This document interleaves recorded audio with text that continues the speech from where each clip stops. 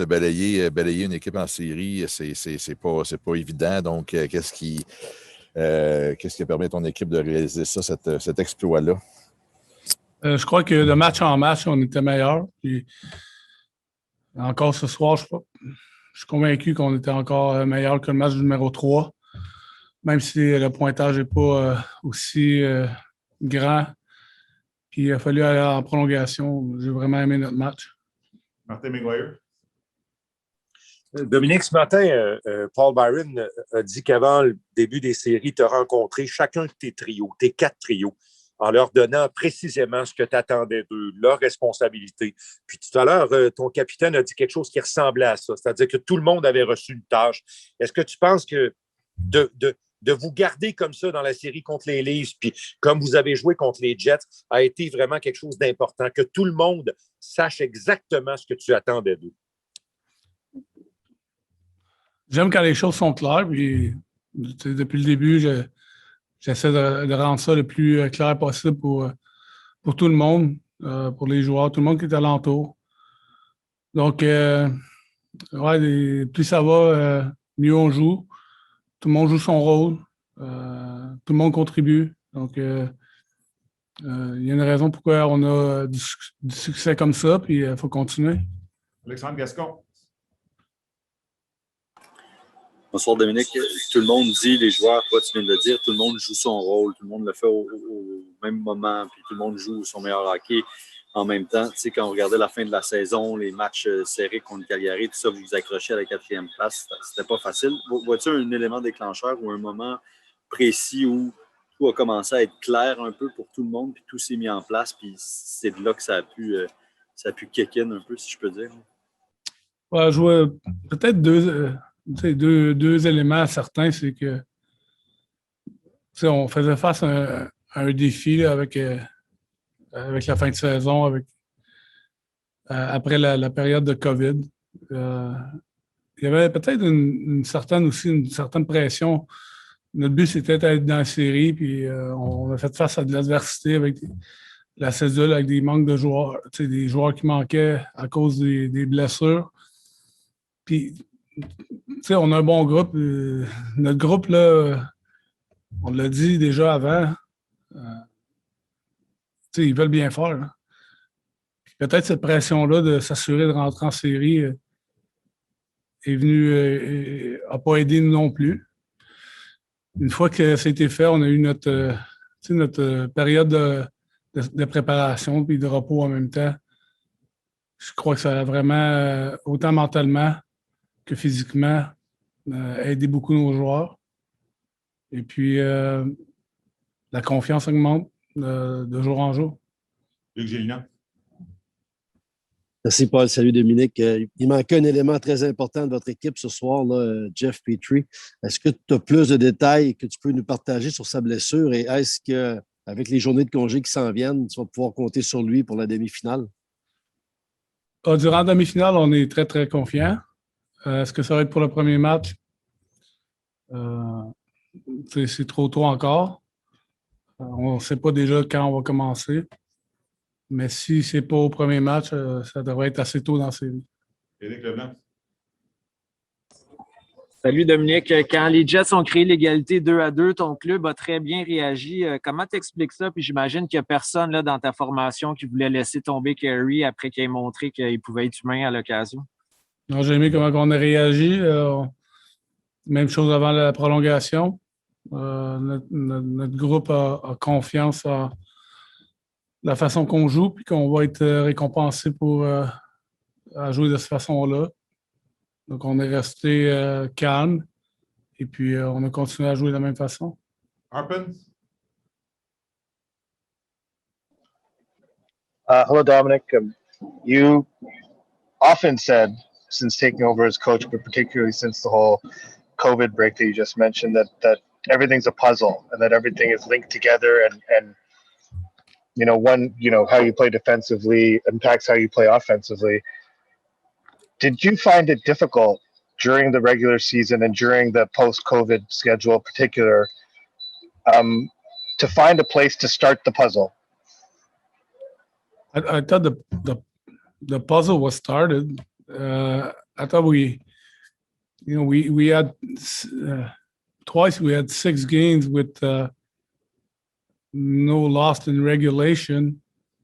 Yeah, we had struggled 3-on-3, but we went twice 6 games. I think over 14 games, we had 12 games that we didn't lose in regulation. So that was a good stretch there. I know it was looked a little bit negative because of the overtime losses, but that meant a lot to me. And then we got hit with the COVID. We came back. I think the first couple of games, we really played well, and then we had the storm, right, with the schedule, the injuries, and so on. So we just hang on there, and we wanted to make sure we were getting in, and that's what we did. And from there, we were confident that we would have a little bit of time to rest and physically and mentally, and get prepared, get some practices. And we can see right now our group is getting better every day. Patrick?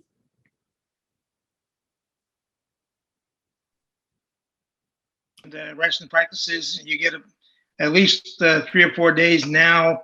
What will you do to during those times, waiting for the next series? Obviously, tomorrow guys are going to be off. We need that again.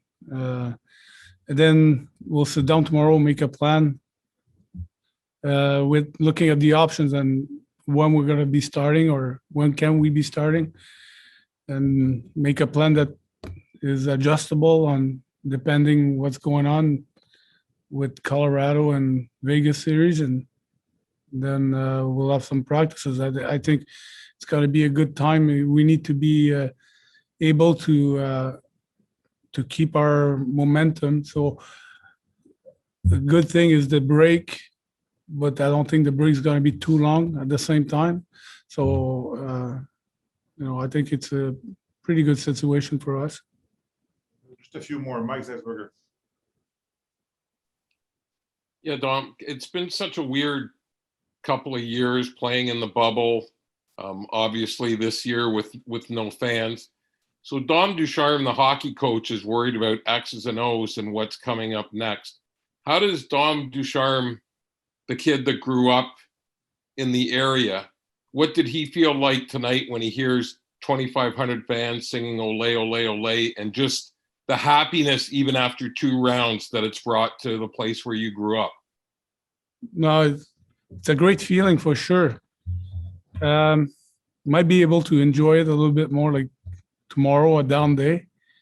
We're so into what we're doing every day. But yeah, I mean, that team means a lot to me. And to be able to be here and to be, to be going to the 3rd round, and it makes me really happy and proud to be, with my team. So it's special for me. Eric Engels.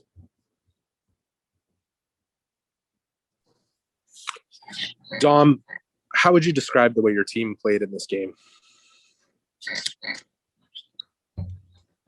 Not perfect, but it was a solid game. I mean, offensively, we were dangerous. We were dynamic. We were moving well. We had some heavy shifts. We were hard to play against when we had the puck. Defensively, I thought we did a really good job. From the way we count scoring chances, we gave only 6 tonight, and I'm not sure how many were coming from their power play, the one power play they had. So, it was a really solid game. And again, there's never a perfect game, but we'll always challenge ourselves to be as close as possible. And And that's the mindset that we need to have, and we'll keep going that way. On va prendre 4 dernières. Alexis, Simon, Stu, Marc-Antoine. Alexis. Merci, Paul. Bonsoir, Dominique. Paul Maurice disait ce matin qu'un des points qui avait peut-être fait la différence, notamment dans les 3 premiers matchs, c'était le travail des 2 équipes devant leur gardien. Pour toi, es-tu d'accord que ça a été un des éléments importants dans la série? Ou sinon, qu'est-ce qui a été le nerf de la guerre dans cette série-là? Oui, en avant des filets, je crois qu'on a fait du bon travail, surtout depuis dans le match numéro 3 et ce soir. On a bien défendu devant notre filet. Ils ont souvent parlé de mettre du trafic devant Carey, mais nos défenseurs ont fait du bon travail à garder les joueurs à l'extérieur, à ce que Carey puisse voir les rondelles. Ce que je trouve qui a fait peut-être un peu la différence de notre côté, surtout, c'est comment on a été capable d'enlever la vitesse, exemple, à Ehlers ou à Connor. Et puis donc, notre jeu défensif de ce côté-là nous a permis aussi de récupérer beaucoup de rondelles, puis d'aller de l'autre côté, puis faire travailler le défenseur. Simon. Bonsoir Dominique. Une question en 2 parties, mais qui vont ensemble. Est-ce que tu es enthousiaste de finalement affronter une 7e équipe cette saison après avoir affronté tout le monde au cours des 5 derniers mois? En fait, le même monde au cours des 5 derniers mois. Et comment tu embrasses le défi comme ça à chaud de t'affronter la meilleure ou la 2e meilleure équipe de la Ligue nationale? Ça va nous donner plus de travail. Les équipes qu'on a affrontées, évidemment, on les connaissait beaucoup. On avait joué 9-10 fois. Mais ouais, c'est bon de se mesurer au meilleur. Et on finit premier ou 2e dans la Ligue. Notre objectif, c'est pas de s'arrêter ici. Donc, si on veut se rendre où ce qu'on veut se rendre, il faut battre les meilleures équipes. Stu. Dom, I asked you this morning about your memories of that 93 Canadiens team with the 10 overtime wins, and you talked about how you were a 20-year-old and it was special. Does it another overtime win tonight? Does it almost feel surreal? And I know how hard you and your players work, but does it feel like there's something special happening with this team right now? Yeah, there's something special, and if we can add 7 more, we would be in pretty good position. But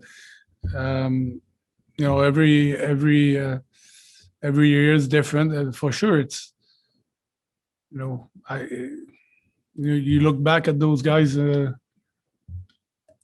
It's special, but yeah, there's something special in our group, and we said it that it was a good group. Now,